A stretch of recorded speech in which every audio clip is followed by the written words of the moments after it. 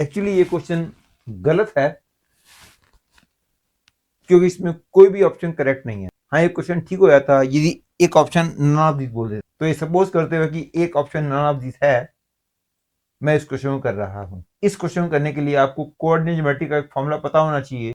यदि दो सर्कल्स की इक्वेशन दे रखी हो और दोनों सर्कल्स आपस में कट ना करने के लिए क्या कंडीशन होती है, उन कंडीशंस का पता होना चाहिए आपको। जब मैं क्वेश्चन करूंगा तो आपको मेरी बात क्लियर हो जाएगी। पहले मैं क्वेश्चन पढ़ देता हूं। इस क्वेश्चन में कहा गया है, for some natural number n belonging to capital N, let Sn denote the set of complex numbers which satisfy this condition and Tn denote the set of complex numbers which satisfy this condition. Then the number of elements in the set Sn intersection Tn equal to 5 is.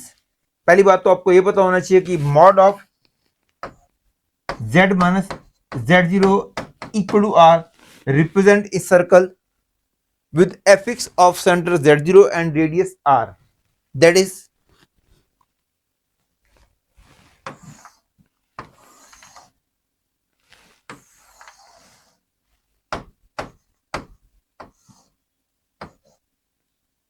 all the points on the boundary of this circle will satisfy this equation.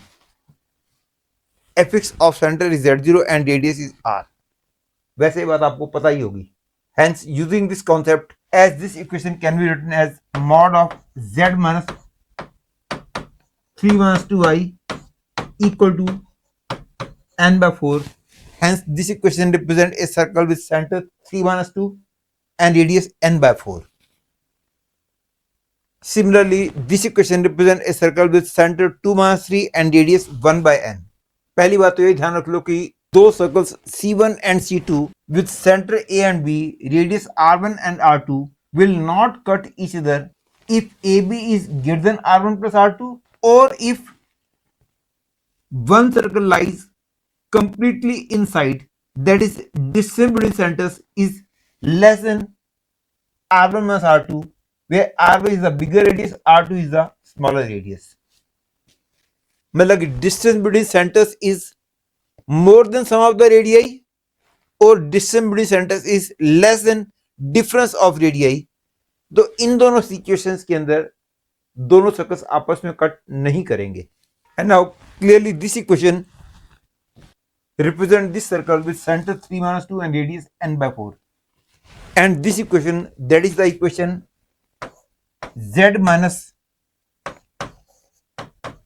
2 minus 3i equal to 1 by n, represent a circle with center 2 minus 3 and radius 1 by n as shown here. अब इन दोनों equations से clear है कि जैसे जैसे n बढ़ता जाएगा इसका रेडियस तो बढ़ता जाएगा और इसका रेडियस छोटा होता जाएगा. तो ऑब्वियसली n की बहुत बड़ी वैल्यूज के लिए ये तो बहुत बड़ा हो जाएगा, ये बहुत छोटा हो जाएगा, तो ये वाला सर्कल तो कंप्लीटली इसके अंदर ही आ जाएगा. तो n की बहुत बड़ी बड़ी इनफाइनाइट नंबर ऑफ वैल्यूज के लिए ये वाला सर्कल इस सर्कल के कंप्लीटली इनसाइड आएगा. Therefore, there are infinite number of values of n for which this will be completely inside. That is, the two circles will not be cutting each other. और क्योंकि Sn is the set of complex numbers which lie on this circle, और यदि ये circle इसके completely inside होगा तो ऐसा कोई कॉम्प्लेक्स नंबर होगा ही नहीं जो दोनों इक्वेशंस को सेटिस्फाई कर दे.